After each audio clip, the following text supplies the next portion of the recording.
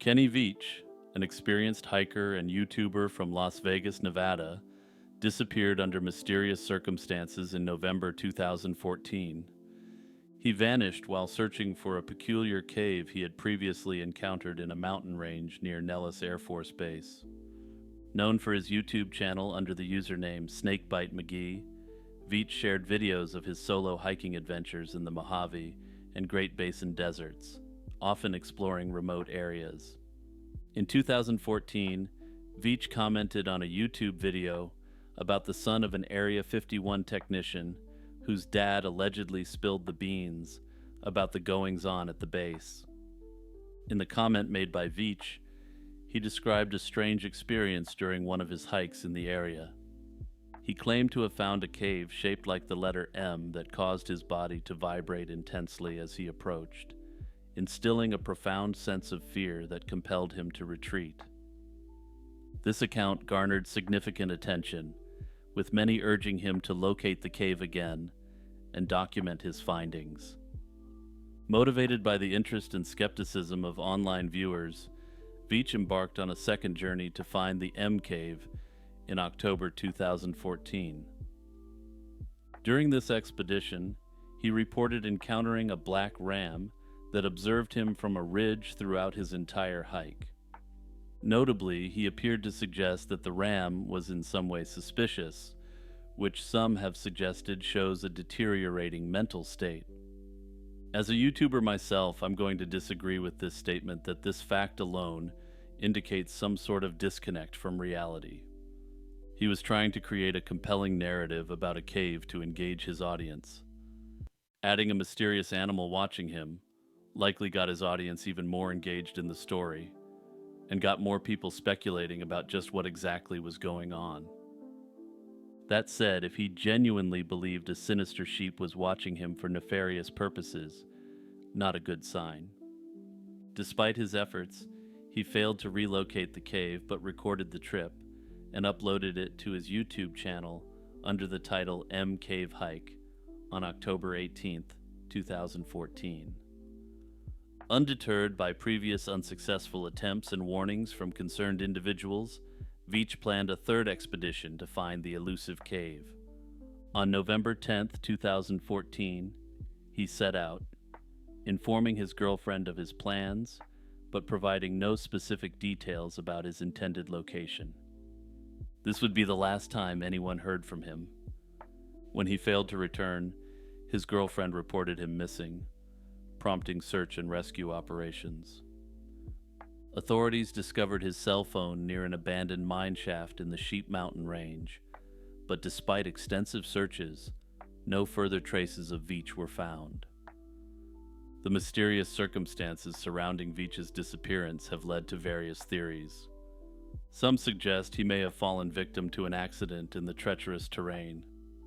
Others speculate about possible foul play or even encounters with clandestine military operations, given the proximity to Nellis Air Force Base. Additionally, his girlfriend mentioned that Veach had struggled with depression, raising the possibility that he went out his own way. His girlfriend actually took the time to do a write-up on the M Cave Hike video, and she really gets into all the troubles and setbacks he'd been facing. She also mentioned that Veach was definitely more daring than other hikers, which provides circumstantial evidence in favor of the accident theory. Others speculate that the entire M Cave scenario was an elaborate ruse to cover up the fact that he was going to intentionally disappear and start his life over again. I've watched some of Kenny's videos in researching for this segment, and I can say the guy seems like he's really fun and has a lot of charisma. Hello, people of Shark Tank. My name is Kenny Veach. On February 4th, 1986, 21-year-old Rayanne Mosser was found dead from a wound to the chest in Roanoke, Virginia. The initial investigation concluded her death was a self-deletion, but her family and several experts have since raised compelling questions challenging this determination. Rayanne, a waitress living with her parents, had recently taken a test to enlist in the Navy and was aspiring to study radiology. She had been in a relationship with a man and on the evening of her death, she visited his home in an attempt to reconcile. According to her ex-boyfriend, after he rejected her, she threatened to delete herself, retrieved a weapon, and left the mortal plane voluntarily. 3 witnesses allegedly corroborated the ex-boyfriend's story. Notably, the witnesses and the boyfriend don't appear to have been publicly identified. The police arrived at the scene at around 8 p.m. and found Rayanne's body with a wound to her chest. Suspiciously, the weapon was found lying on the trunk of her ex-boyfriend's car. Finding quote-unquote no evidence of foul play, authorities quickly ruled her death a self-deletion, just like her boyfriend said it was. And if I didn't lay it on thick enough for you guys there, I'm being sarcastic. This scene screams foul play. Rayanne's parents, Anne and Ronald Mosser, were immediately skeptical of the ruling. They noted that Rayanne had a promising future and had not exhibited signs of any such intent. Their concerns deepened upon discovering several inconsistencies at the scene. Rayanne's car was parked across the street with the driver's door wide open, the radio blaring, and the keys still in the ignition, suggesting she left the vehicle in haste.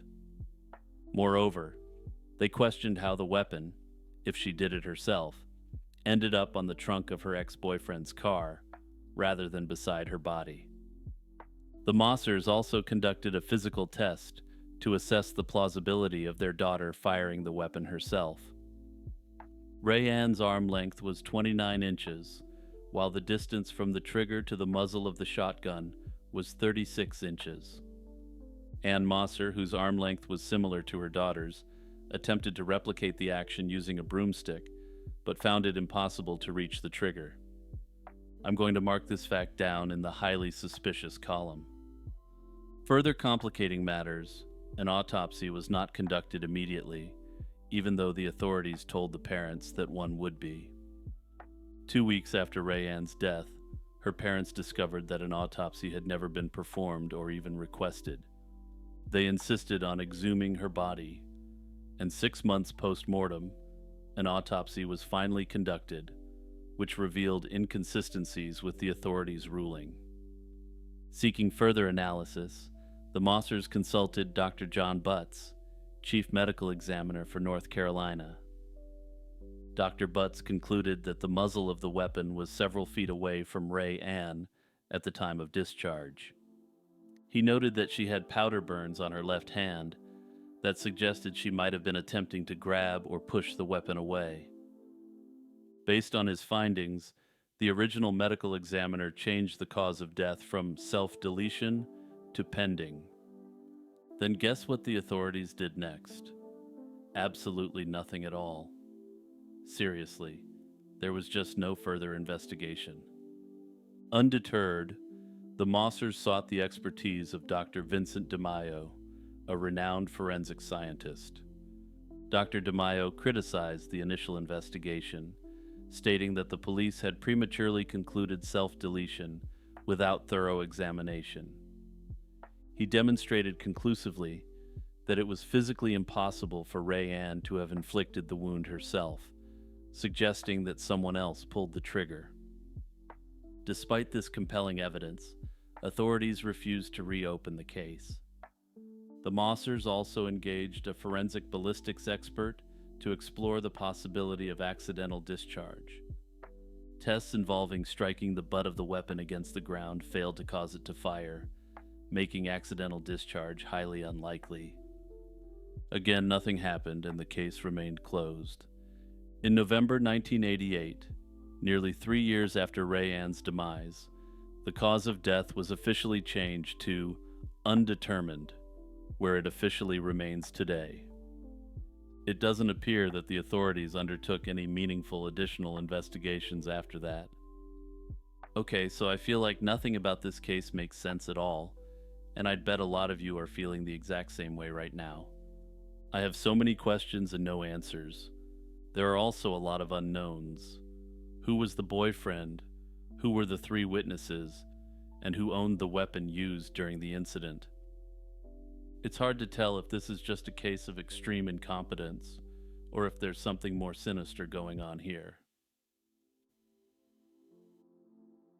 Connie Converse was born Elizabeth Converse on August 3, 1924, in Laconia, New Hampshire, and is perhaps one of the most influential names in music you've never heard of. She was a pioneering American singer-songwriter whose life and career were as enigmatic as they were groundbreaking. Raised in a strict Baptist household in Concord, New Hampshire, she was the middle child of a minister father and a musically inclined mother. A brilliant student, Converse graduated as valedictorian from Concord High School, earning a scholarship to Mount Holyoke College in Massachusetts. However, after 2 years, she left academia in pursuit of a more creative life in New York City.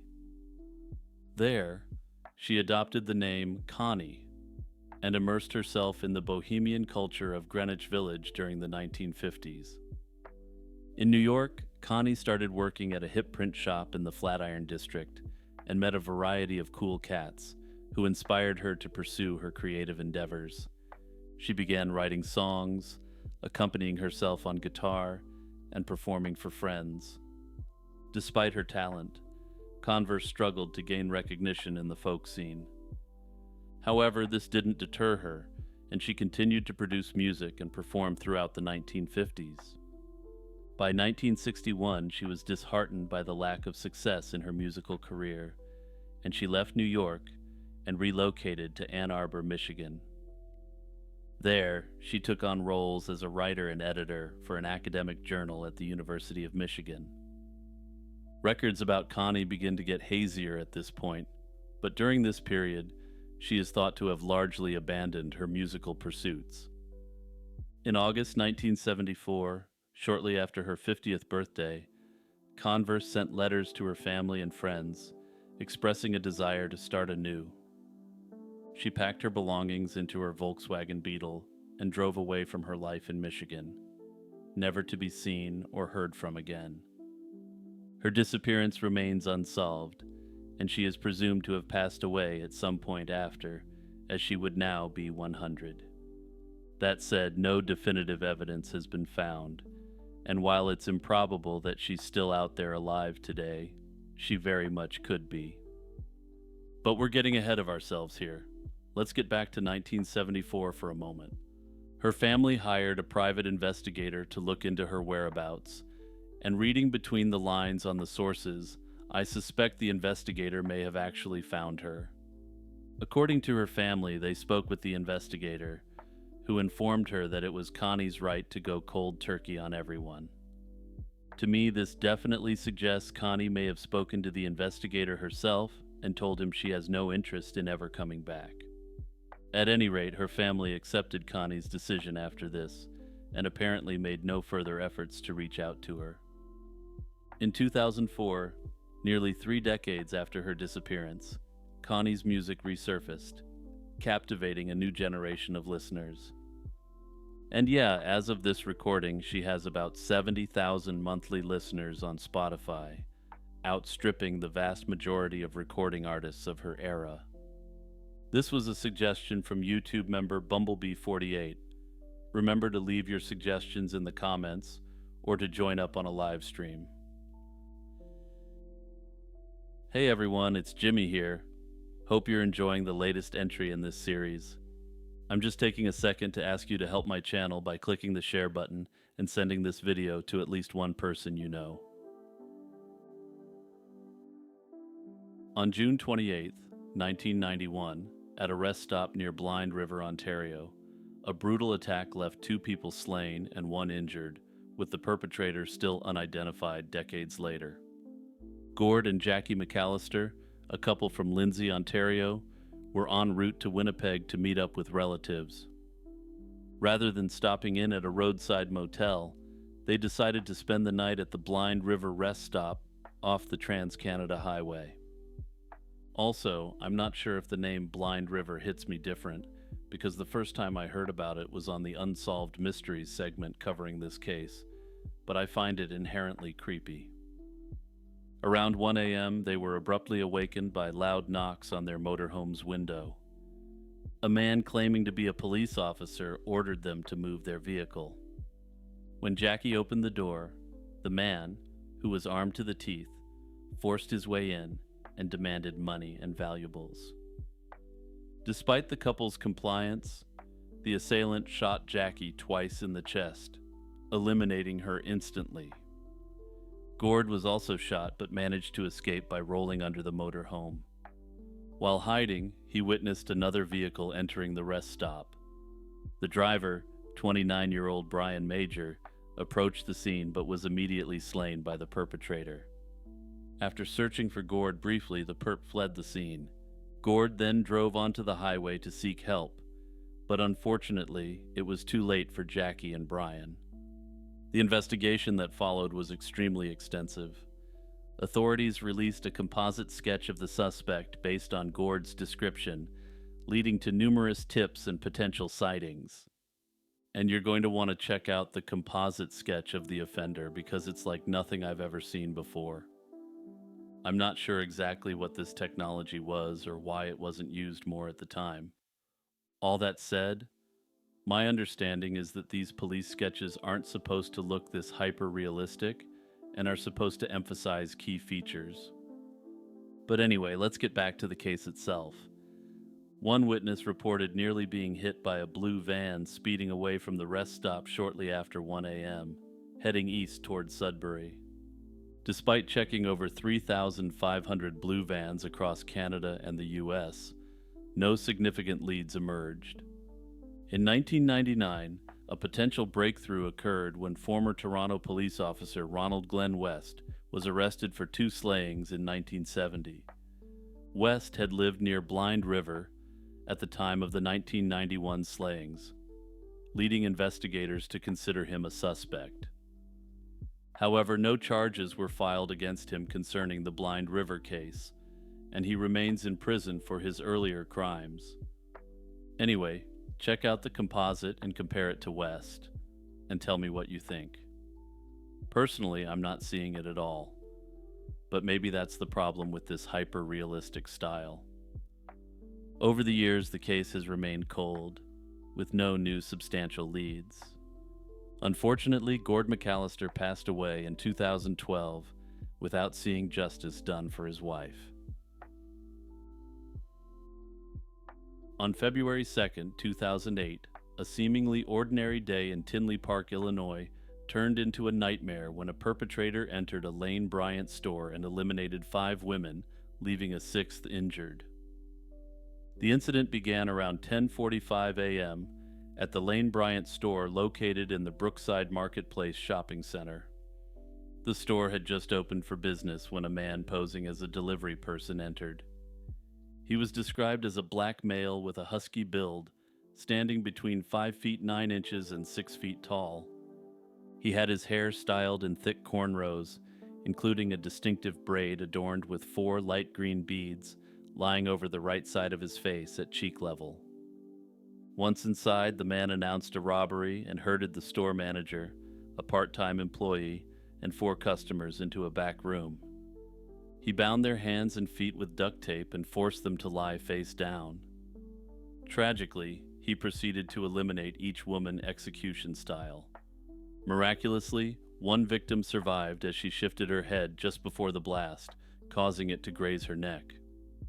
The 5 women who lost their lives were Jennifer Bishop, Carrie Chuso, Rhoda McFarland, Sarah Safransky, and Connie Woolfolk.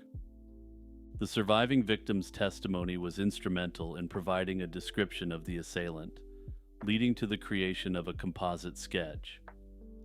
Despite this, and the offer of a $100,000 reward for information leading to the perpetrator's arrest, the case remains unsolved.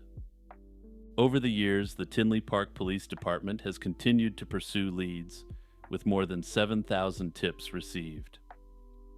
Despite these efforts, the identity of the perpetrator remains unknown and presumably at large. Dan Wilson, a 35-year-old electrician and mechanic from Spokane, Washington, vanished under mysterious circumstances in August 1988. Known for his quiet demeanor and devout religious beliefs, Dan had recently endured a difficult period following his divorce in 1986. And when I say difficult here, I'm not talking about the usual difficult times after a divorce. In 1987, he had a full-on nervous breakdown, requiring a brief period of hospitalization. Because of this, he ended up taking nearly a year off work to recover and stabilize on his medication. Despite these challenges, he maintained a close relationship with his two children and was regarded as a dependable employee at a machine shop where he returned to work in June 1988. Around this time, he also went off the medication which had stabilized him after his mental health crisis. Keep this fact in the back of your mind because it's going to be important here, at least in my opinion. On August 24th, 1988, Dan exhibited uncharacteristic behavior at work. An altercation with his foreman, during which he accused his supervisor of criticizing him unfairly, led to his being advised to take some time off. He departed the workplace around 11 a.m. and was not seen again by his colleagues. His absence went largely unnoticed over the weekend, as he was not scheduled to visit his children. His mother, residing in Colorado, was unable to reach him by phone but didn't immediately suspect anything. The mystery deepened when, on August 29th, authorities in Custer County, Montana, discovered Dan's white 1987 Chevrolet Spectrum abandoned along Interstate 94. The vehicle was unlocked with one door ajar and the keys missing. Inside, a Bible inscribed with Dan's name was found on the front seat, but there was no indication of his destination or reason for being over 700 miles from his home in a remote area. A thorough search of the area yielded no signs of Dan. His family, perplexed by the situation, traveled to Montana to assist in the investigation. Upon examining his vehicle, they experienced physical symptoms, including sore throats and eye irritation, which led them to have the car inspected. A mechanic discovered a faulty muffler that was allowing carbon monoxide to leak into the car's interior. This suggested that prolonged exposure could have adversely affected Dan's mental and physical state. Back in Spokane, Dan's home was found in disarray, with personal belongings such as luggage, clothing, an uncashed paycheck, and his checkbook left behind. Many have speculated that this indicated that he hadn't planned an extended trip. Friends and family recalled that in the days leading up to his disappearance, Dan appeared unusually fatigued and stressed, possibly due to his demanding work schedule and dad duties. Despite extensive efforts, including distributing missing person flyers and following up on reported sightings, Dan remained unaccounted for. Some reports suggested that a man matching his description had stayed at a homeless shelter in Billings, Montana, in November 1988. But these leads didn't result in locating him. The case reached a somber conclusion in September 1997 when a ranch worker discovered a skull near a creek, approximately 6 miles south of where Dan's car had been found. Dental records definitively confirmed that these remains were indeed him, and also confirmed that he had perished at the scene on the day he went missing. Authorities concluded that he likely became disoriented, possibly due to carbon monoxide poisoning, wandered away from his vehicle, and succumbed to the elements. The authorities don't suspect foul play in this case and have left it at that, but I'd like to take a moment to discuss my theory of the case. It's plausible that Dan's decision to stop his medication had a significant impact on his mental state and behavior. Freed from the stabilizing effects of his prescriptions, he might have experienced a resurgence of his symptoms. This heightened emotional turbulence could explain his sudden antagonism towards his foreman and the uncharacteristic impulsiveness leading him to abruptly leave work. Compounding the crisis, carbon monoxide exposure from the faulty muffler in his car likely exacerbated any psychological distress he was already experiencing. Disoriented and vulnerable, Dan could have wandered away from his vehicle. The lack of evidence pointing to foul play reinforces the theory that his demise was the tragic consequence of his deteriorating mental condition mixed with a hefty dose of carbon monoxide. In December 1967, Australia faced a mystery that remains unresolved to this day: the disappearance of its then Prime Minister, Harold Holt. On the day in question, Harold Holt decided to unwind by swimming at Cheviot Beach, a place he was familiar with and had swam at many times before. Despite warnings about the dangerous conditions that day, Holt, a reputed strong swimmer, entered the water and was tragically swept away by the undertow, disappearing from sight without a trace. His disappearance prompted one of the largest search operations in Australian history, yet no evidence of his body was ever found. The immediate aftermath of Holt's disappearance saw John McEwen, the leader of the Country Party, being sworn in as Prime Minister, and a memorial service attended by international dignitaries. However, the lack of concrete evidence regarding Holt's fate fueled widespread speculation and numerous conspiracy theories. Some of these ranged from theories about Holt's mental state and personal life, including alleged affairs and political pressures. Other theories promote more far-fetched ideas involving espionage and even a full-on defection to a foreign power. One of the most enduring theories suggested that Holt was a Chinese spy and had been picked up by a submarine, a claim that has been met with skepticism and dismissal. Other theories claim that there was involvement by the Pentagon. This theory suggests Holt was preparing to withdraw Australian support for the Vietnam War, prompting this quote-unquote intervention. Another theory, which I'll phrase euphemistically, is that he intended to take one last swim on the day in question. And no, I don't mean his last swim of the day. I mean his last one ever. This theory suggests that the stress of being the Prime Minister of Australia got to him, and he had a breakdown, leading to the fateful swim.